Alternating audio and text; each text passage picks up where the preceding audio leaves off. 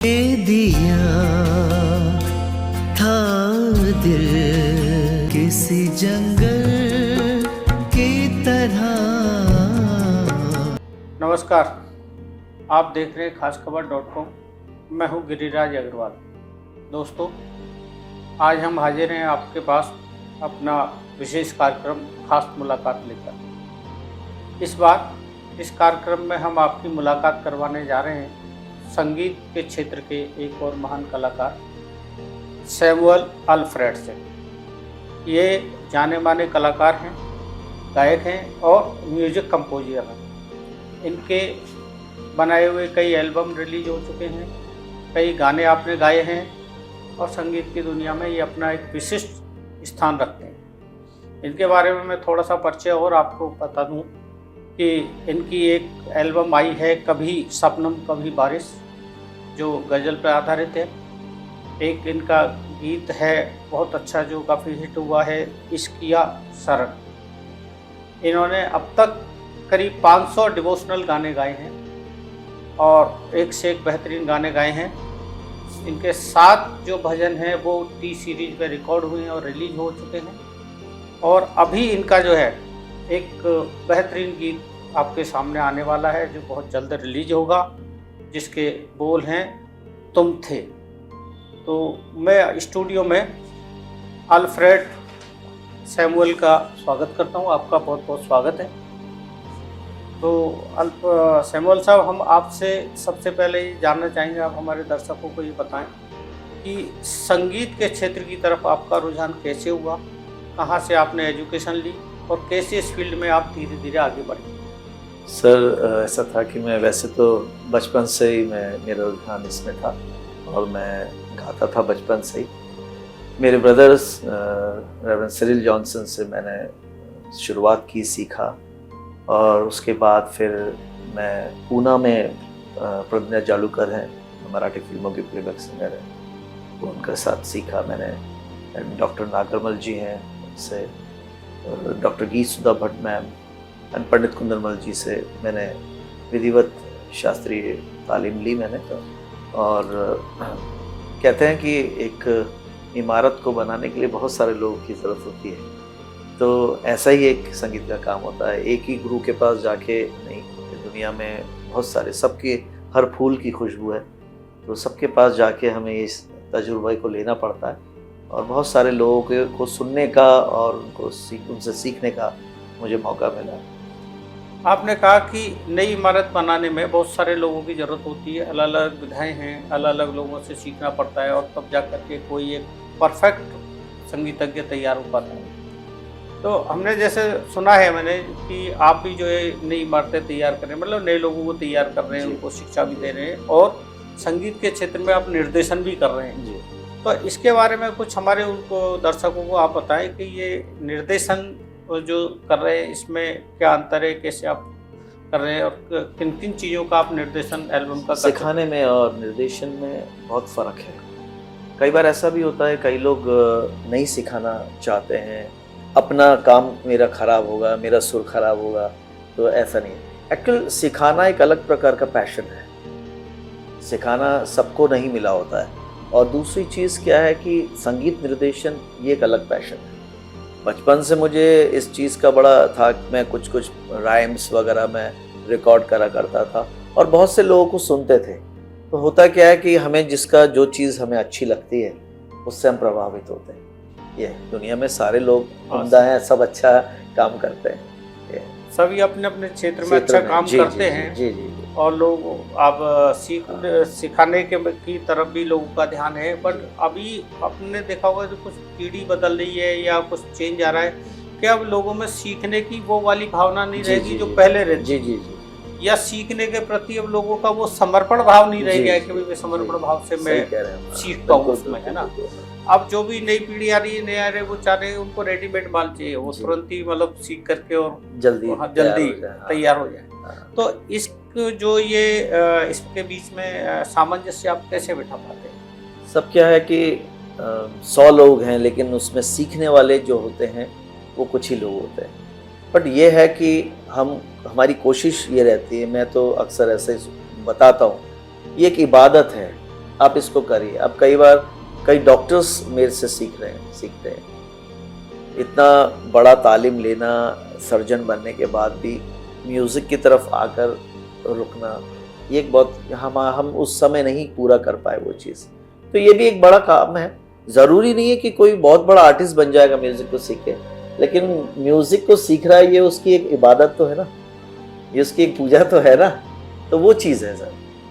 तो ये आपने जैसे कहा कि बहुत सारे डॉक्टर्स आपसे सीख रहे हैं, हाँ, जी, सर्जन जी, सीख रहे हैं। जी जी आपकी इस बात से मेरे को याद आया कि कहा जाता है कि संगीत कई रोगों की दवा भी है। जी जी कई रोगों को बिल्कुल, ठीक भी बिल्कुल करता है बिल्कुल, संगीत ना। बिल्कुल, बिल्कुल, और थेरेपी ये है। और ये थेरेपी भी है, और हाँ। इससे प्रमाणित भी हुआ है जी, कि जी। कई चीजें कई ठीक चीज़ें हुई ठीक हैं हुई, हाँ, इसमें। बिल्कुल। और जो गीत हैं वो अपनी भारतीय संस्कृति में कला में बहुत अहम स्थान रखते हैं, जो कि जी। अपने क्षेत्रीय सांस्कृतिक जी। विरासत को प्रतिबिंबित करते हैं, जी। उसको दिखाते हैं कि भाई हमारी संस्कृति का क्या। राइट। तो आपने अब तक कौन कौन से गाने आपने रिलीज किए हैं, गाए हैं? क्या आपने कोई गाने लिखे भी हैं?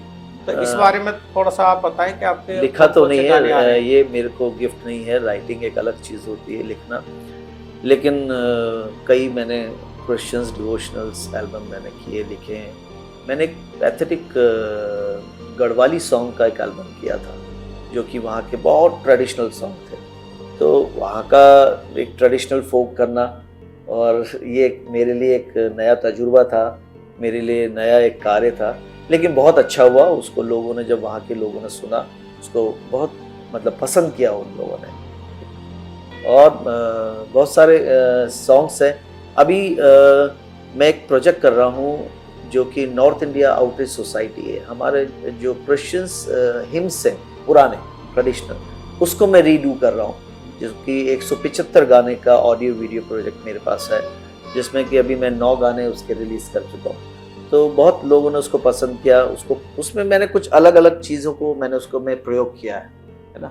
वैसे मेरी विशेषता ये रहती है कि क्वायर को मैं स्पेशली मैं यूज़ करता हूँ, उस तरीके से मेरा कार्य लगता है। अच्छा, अभी संगीत के क्षेत्र में एक नई और विधायकारी अब रीमिक्स आने लग गया है। हाँ, जो कई गानों की ओरिजिनलिटी खत्म कर दी उन्होंने, जी, जी। और रीमिक्स में आने लग गए। हाँ। तो ये रीमिक्स वाला जो कल्चर आया है, इसको आप कैसे देखते हैं? ये कितना लंबा चल पाएगा, या इसमें क्या रीमिक्स में और ओरिजिनलिटी में क्या अंतर है? देखिए, ये इस चीज़ को मैं ऐसे, जहाँ तक मेरा मालूम मतलब मुझे तजुर्बा है, या मैं इसको कहूँ कि मुझे ज्ञान है इस बात का, ये एक मार्केटिंग है। ठीक है, कोई भी चीज़ को, इसको मैं एक अच्छे रूप में ये भी ले लेता हूँ कि ठीक है, जो नई पीढ़ी आ रही है, पुराना गाना है वो नहीं उन्होंने सुना, ठीक है, अगर वो गाने को थोड़ा सा रीडू, थोड़ा मिक्स करके अगर करते हैं तो ठीक है, उस चीज़ को सुन पाता है। लेकिन हर ये जो चीज़ है ज़्यादा टाइम तक नहीं चलती।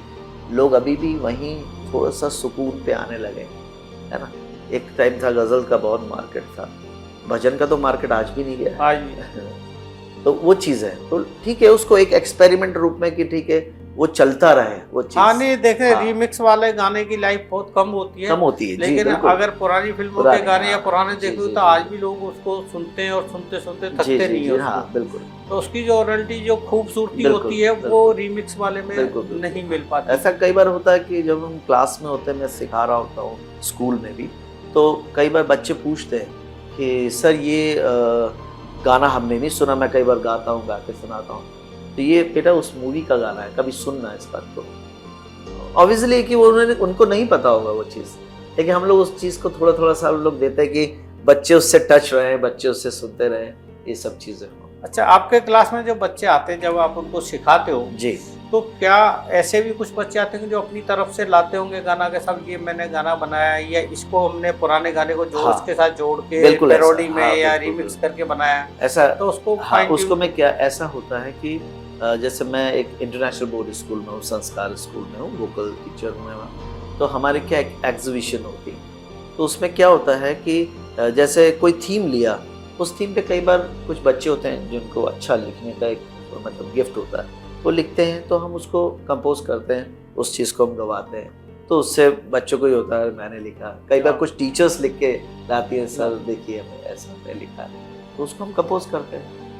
अच्छा, आजकल एक और कल्चर आया है कि जो क्षेत्रीय भाषाओं के संगीत, जो फोक गीत भी कह सकते हैं, लोकगीत जिनको बोलते हैं, जिससे कि हरियाणवी गाने आजकल बहुत चल रहे हैं जी और पंजाबी गाने बहुत चल रहे हैं, जिसको मतलब डीजे वाले भी कह सकते हैं जो जी तो उसमें क्षेत्रीय भाषाओं के गाने आजकल बड़ी तेजी से उभर के आ रहे हैं। जी हरियाणवी खूब चल रहे हैं, पंजाबी खूब चल रहे हैं, अभी ब्रज भाषा के भी चल रहे हैं, पर इसमें कुछ राजस्थानी गाने अभी वो स्थान वहाँ पर नहीं ले पाए, मतलब डीजे वाले। जी। तो इसको कैसे देखते हैं, क्या राजस्थानी भाषा में ऐसे गीत बनते नहीं हैं या ऐसे गाने हैं नहीं जो कि वो डीजे वाले उस संस्कृति में ज़्यादा पॉपुलर हो पाए? सर मेरा ऐसा सोचता हूँ कि उसको वो जो क्या है कि कुछ चीज़ों को दबा के भी रखा गया है, उसको एकदम से सामने नहीं लेके आया जा रहा, और अगर उसको लाकर थोड़ा सा उसको अपडेट किया जाएगा तो मैं सोचता हूँ कि वो चीज़ अच्छी होगी। जैसे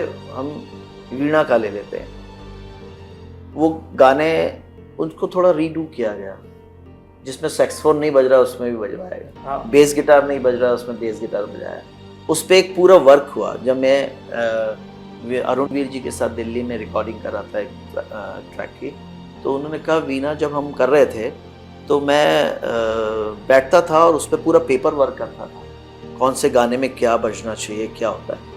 तो कभी कभी क्या होता है, कुछ चीज़ों को, ट्रेडिशनल चीज़ों को, क्योंकि पहले फोक ही था अगर देखा जाए तो। हाँ, पहले तो माँ ने अगर लोरी गाई तो एक वो भी एक संगीत ही है ना, सुर में है, ताल में है, शब्द है, उसमें ये रचना है, तो वो एक फोक ही था। लेकिन फोक म्यूजिक को मैं सोचता हूँ कि जब आगे लेके आया जाए, थोड़ा सा उसमें रीडू करके उसको, अच्छा मैं रीमिक्स की बात नहीं कर रहा हूँ, रीमिक्स एक अलग चीज़ है, ठीक है ना, एक कंप्यूटराइज है, आपने यहाँ से लूप लिया है, उसको लेके चिपका दिया, ऐसा कर दिया, वो एक अलग चीज़ है। बट अगर आप उसको सब चीज़ को अगर मिक्स करके उसको एक चीज़ को लेके आएंगे तो उसका मज़ा कुछ और होगा, और वो करना भी चाहिए, ये है। अच्छा, उनको जैसे आपने कहा कि वो कुछ चीज़ों को दबा के रखा हुआ है, बढ़ाया नहीं जा रहा है, ये आगे लाने की जरूरत है, तो वो कैसे आएंगे? आपको क्या लगता है कि गवर्नमेंट के लेवल पे कुछ एफर्ट्स होने चाहिए? वो भी एफर्ट होना चाहिए, किस तरह के एफर्ट्स होने चाहिए, या सामाजिक संस्थाओं के तौर पे किस तरह के एफर्ट्स होने चाहिए? मैं सोचता हूँ कि जो जिन्होंने ट्रेडिशनल पुराने जो लोग हैं, आर्टिस्ट हैं, कलाकार हैं, हमारे जो लोग हैं, उनको वो चीज़ों को बाहर लेके आना चाहिए, वो किसी भी तरीके से। तो उनको किस तरह की असिस्टेंस, किस तरह की मदद उनको मिलनी चाहिए कि ये चीज़ जो अपनी मदद तो ये है सर कि कोई किसी की मदद नहीं करता है। अगर आपके अंदर ये है कि मेरी ये चीज़ बाहर आनी चाहिए और ये मेरे तक नहीं, वो पूरी दुनिया तक जानी चाहिए, तो वो जानी चाहिए। तो कलाकारों को खुद को भी करना पड़ेगा। उसमें ऐसा नहीं है कि कोई एक बार मैं जाके उसको बोलूंगा भाई आप ये चीज़ करो, ठीक है मैं कह सकता हूँ हाँ। कि सर ये चीज़ बाहर आए, बट वो कैसे होगा? वो तो आपका पर्सनल एक इफेक्ट है, एक इनर आपका एक कॉलिंग है, तभी जाके वो उनको सुनना। अच्छा, और हमारा राजस्थानी फोक अगर देखा जाता है वेरी ब्यूटीफुल, बहुत ब्यूटीफुल है। अभी बीच में बीना के और उसके काफी चलते थे, काफी पॉपुलर होते थे, पर वो धीरे धीरे कुछ वो स्थान नहीं ले पा रहे जो हरियाणवी सॉन्ग्स या मान लो पंजाबी सॉन्ग्स जो ले पाए अभी। सर क्या है कि सुनने का जो स्तर है ना, वो भी बच्चों का, लोगों का डाउन हो गया है, वो पेशेंस भी नहीं है, वो चीज़ नहीं होने की वजह से। ठीक है, फिर भी हम ये सोचते हैं कि हमारे को जो काम करना है, जो हमें मिला है वो हमने काम करना है। मैं तो इसलिए कह रहा हूँ कि मैं देखा है जैसे पंजाबी सॉन्ग्स हैं वो पंजाबी भाषा में होते हैं, नॉर्थ के लोग बच्चे भी जो है उनको अच्छे से मतलब उन पर स्टेप्स कर पाते हैं, अच्छे से गा पाते हैं, अच्छे से समझ पाते हैं उन गानों को। हरियाणवी की एक क्षेत्रीय भाषा है, मतलब नॉर्थ के अलावा और दूसरी जगह भी वो गाने बजा पाते हैं। तो ये एक भाषा का जो प्रचार प्रसार होता है, उससे संस्कृति जाती है।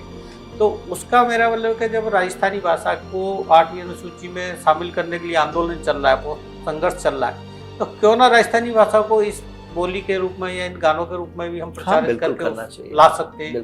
तो ऐसे एफर्ट्स आपके हिसाब से होने चाहिए, बिल्कुल होने चाहिए। और एक चीज़ और है सर कि गाना, जैसे आप पंजाब की बात कर रहे हैं, हरियाणा की, अगर पंजाब का फोक देखेंगे तो ये जो बज रहा है आज, जो आप सुन रहे हैं, वो नहीं है एक्चुअली। मूवीज में आपको जो दिखता है वो नहीं है। पंजाब का फोक एक अलग, और आप अगर आप हीर सुनेंगे तो एक अलग डिफरेंट, मतलब उसमें भी रीमिक्स करके बिल्कुल बिल्कुल उस तरह से।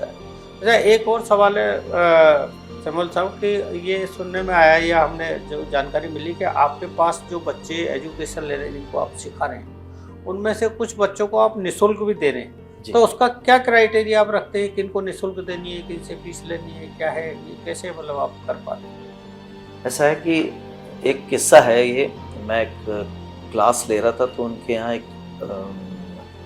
उड़ीसा कुछ बिहार की लेडी आती थी बंगाली, वो उनकी मेड थी, तो वो गाना सुनती थी और उनकी बच्ची थी एक छोटी जो कि 4th क्लास में पढ़ती थी। तो वो आई एक दिन, उसने अपने जिनको मैं सिखाता था उनको अपनी मालिक को बोला कि सर मैडम मैं सर से अपनी बच्ची को सिखाना चाहती हूँ लेकिन मेरे पास पैसा देने को नहीं है।